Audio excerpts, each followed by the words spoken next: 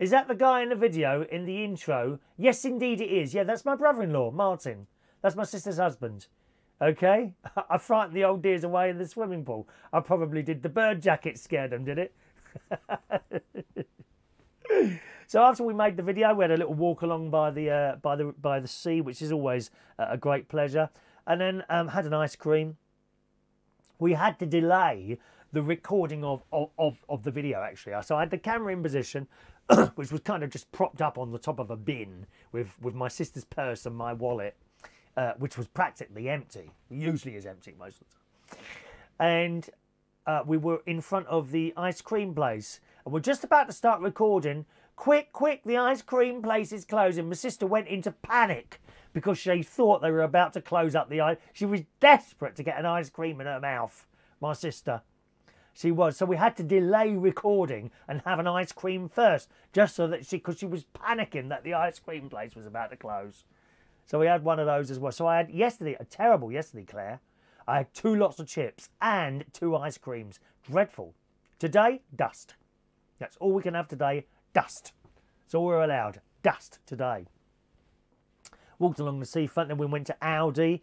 And again, one of the people that I like, nice young man who works in Aldi, I spotted him in there. I thought, you know, don't be too obvious. In fact, I ignored him yesterday.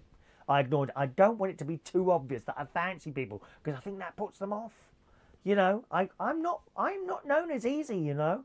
It's very, very difficult to get anything out of me. I'm not easy at all. Don't think I'm easy. You can just, you know, click your fingers and I'll come running towards you. No. Well, I went into Aldi and I saw him over there, so I went a different route. So as not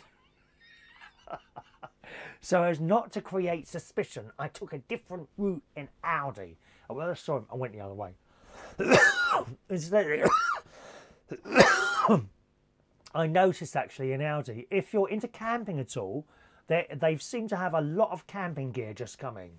There's tents, lights, mats, even sleeping bags. It's all in Aldi at the moment. So if you want to go camping or you've got to get some stuff, have a look in Aldi first, because they've got a lot of gear in there at the moment. All right. We also went to have a little look in B&M, which is kind of like, it's like a cross between a supermarket and a DIY place, B&M really. Went in there because I was looking for some more blue fairy lights, because those are lovely fairy lights that Ray Reynolds kindly gave me doesn't quite reach to the end of the caravan. But all we could find in there was solar lights. And honestly, my experience of solar lights is that most of them are completely and utterly useless. Solar lights. They really are. If they work for a while, then they die. And they just don't work anymore. I bought 4 of these from Aldi, 3 of which have now failed already after about 4 weeks, which is annoying because I've stuck them with no more nails to the side of the caravan.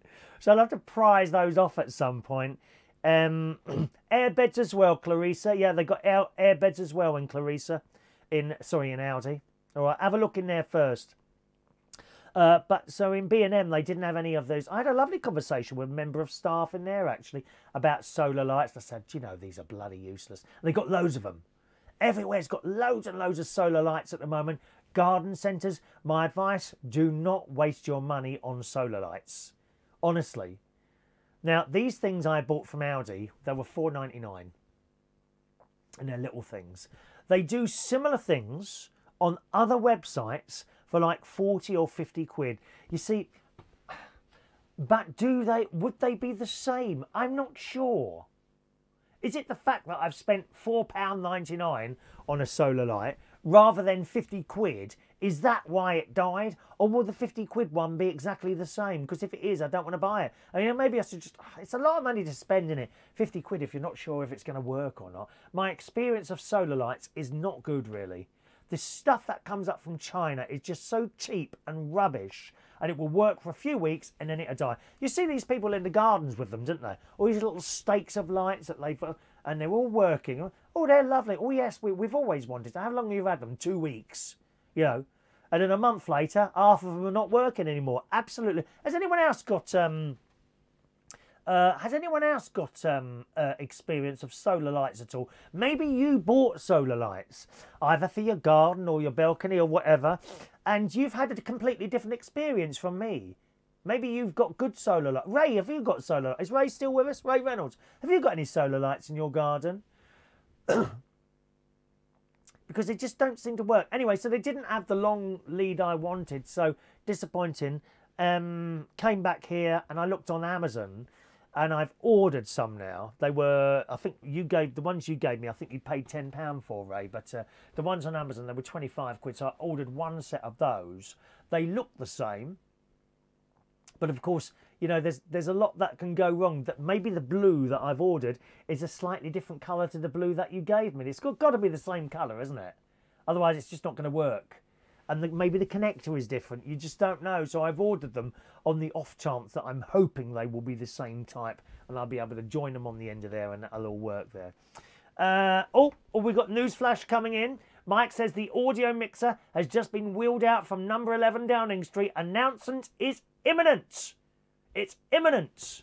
There we are. Mike's going to Aldi later. He's going to try some of the vegan sausage rolls. I didn't see any of them there. I didn't see any vegan sausage rolls in Aldi. I saw Quorn ones in Asda, and they are okay, right? But the Quorn sausage... Now, I gather Greg's, the filling of their vegan sausage rolls is Quorn. Okay? So you would think they were the same, but they're not. They really aren't. The Greg sausage rolls don't taste anything like the pack of 3 Quorn sausage rolls that you can buy, certainly in Asda, and I've seen it in Waitrose as well. Didn't find the vegan sausage rolls in Aldi yesterday. Okay, so I didn't really see those in there. Right, okay, couple of news stories for you boys and girls. Here we go. I think this is in particularly bad taste. I really do. In the Daily Mirror this morning, there's a new theme park attraction at a place called the National Enquirer Live. Now, that's a magazine. The National Enquirer is a magazine. American, I think you can get it over here. And a story in the Daily Mirror this morning. You tell me what you think. The National Enquirer Live in Pigeon Forge, Tennessee, opens its doors for the first time today, but it's already attracting outrage. This is in the Daily Mirror this morning. What they've done is turn Princess Diana's death into an attraction. I think this is really bad taste. I'm sorry, I do. The owners have taken the events of August the 31st, 1997 in Paris and hope to cash in on the tragedy by charging adults up to 20p a time to see a remake of The Crash. Children will also be allowed to see the attraction. Guests will even be polled over whether they think the royals were involved in Diana's death after seeing the exhibits. And what do you think of that? I think that's in incredibly bad taste, don't you? The attraction, which opens tomorrow, is one of the key features, which opens today, is one of the key features of the National Enquirer Live in Pigeon Forge, Tennessee. It's a 3D computer model, and you're looking down on what just looks like Paris, but it's in 3 dimensions, creator Robin Turner said. It's projected, and you see buildings and everything in 3D presentation. And it shows the pathway as she left the Ritz Hotel, and the paparazzi chasing her, and the bang flash that we think blinded the driver and how it happened. Turner, one of the principal investors in the theme park, argued the Diana exhibit will be sensitively handled despite its macabre theme. Well, how can you sensibly handle someone's death and put it into a theme park? I think it's dreadful. He said visitors will be spared close-up of Diana's body. Well, we're supposed to be thankful for that, are we? He says there's no blood. I should hope not as well. There's none of that. You see the car crashing through computer animation. Turner said visitors will be invited to look in various widely debunked conspiracy theories about the accident. So that's the story there in the Daily Mirror. What do you think of that? I think that's awful. I think that's just dreadful. I really do. What do you think, gang? John Aiken says, Quorn is horrible. It gives you terrible wind. Oh, maybe that's my problem then, John, is it? Maybe that's what my problem's been over these years. Oh, I've got some photos to show you in a minute. Got some photos to show you. Ray says he hasn't got any solar lights. I've got 4 electric security lights on the back of the conservatory, 2 sensor and 2 stay on. Okay, fair enough. Yeah, I didn't know if you had solar lights or not, but I don't recommend them at all. All the ones I've had in the past have been really useless solar lights. Now, can I just show you what's the time? Oh, 5 to 10 already, is it really? Okay, well, I'm just going to finish off here, boys and girls. I want to show you some photos first. I've been doing some gardening, as you know, this week outside the caravan. I don't have anywhere outside. I have stones on the ground. And to remove the stones and start digging down, you know, to create like a lawn or something like that would be a lot of effort. So I'm not going to bother with that. I've got a small paved area just to the side. Actually, no, it's quite a large area, a large paved area to the side of the caravan and a bit of space around the back. So what I decided to do was do pots, some big ones, some small ones. And I want to show you what I've done so far, boys and girls. Here we go. All right, so that's the paved area. It's actually a lot bigger than it looks there. Right at the front there, you see in the little blue pot and the black pots, the small pots at the front there, they're tomato. They're not cannabis plants. I know that cannabis plants look very similar, but no, they're not. They're tomato plants, okay, which we bought from somewhere at 50 pence each, 40 pence each they were. They were literally sitting outside someone's house up here in near Woodhall Spa, with a little on a table and a little jar saying tomato plants 40 pence each, help yourself. So we did. So I got quite a few of those. All right, that's that bit there. And then round the side of the caravan, so that's just to the left of what you saw there. At the front there, you can see 2 foxgloves, which are just magnificent. They get tall, ever so tall, and beautiful flowers on there. Behind that, in that sort of on the left, in the big brown pot, that's like a sort of a daisy type flower, and next to that is another foxglove. And then right, can you see at the back there the sort of 2 light greyy bluey pots? They are hydrangeas, and they are always doing really, really well. Go on, John. John's off to the gym. See you, John. We're nearly finished now anyway. Nearly finished now. They are hydrangeas, and they have already almost doubled in size in the space of like 2 weeks. They seem to really love the position that they're in there. That is, all those plants are in full sunlight, okay? Because I'm south facing there, all right? And let's move on to this one. That's the side view of the same there. That's everything there, near enough everything anyway.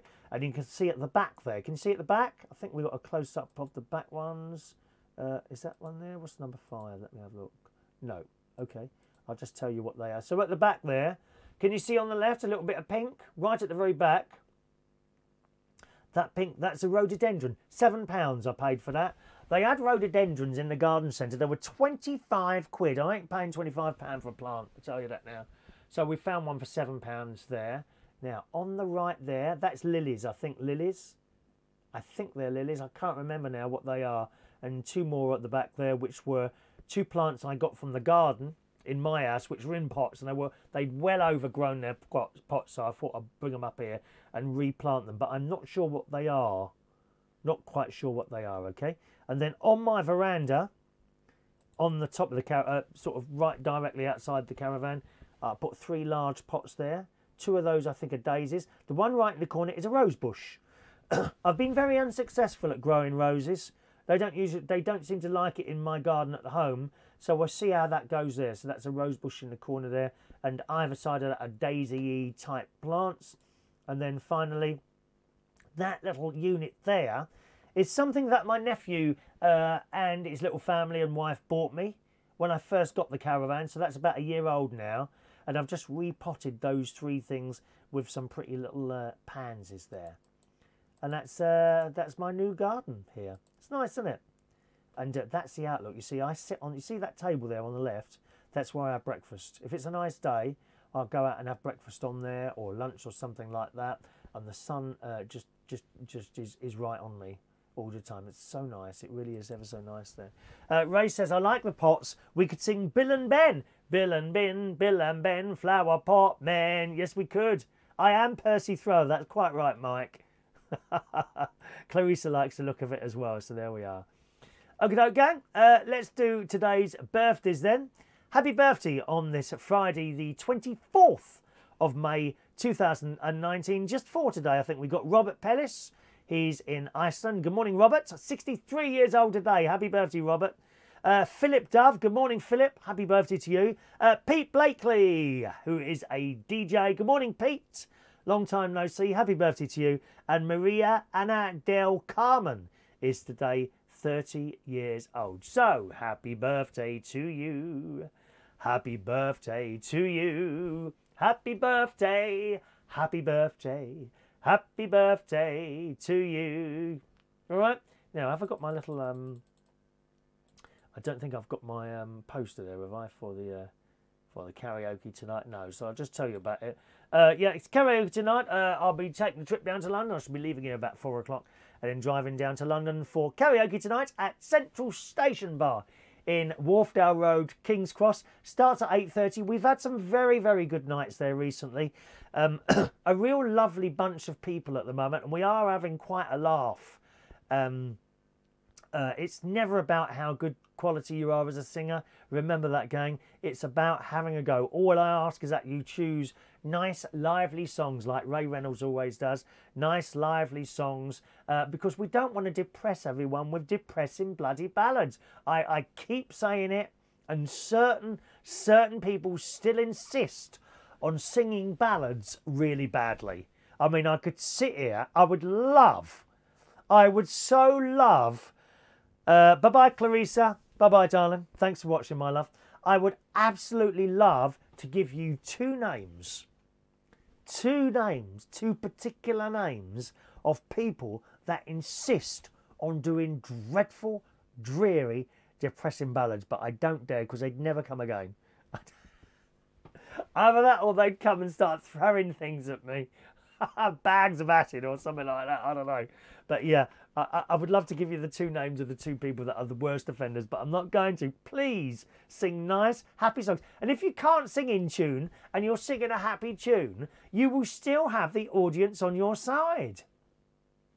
Honestly, you can sing badly, but as long as it's a cute tune like Always Look on the Bright Side of Life, perhaps, or something fun. I don't know, Tequila. Da, da, da, da, da, da, Tequila. Something like that.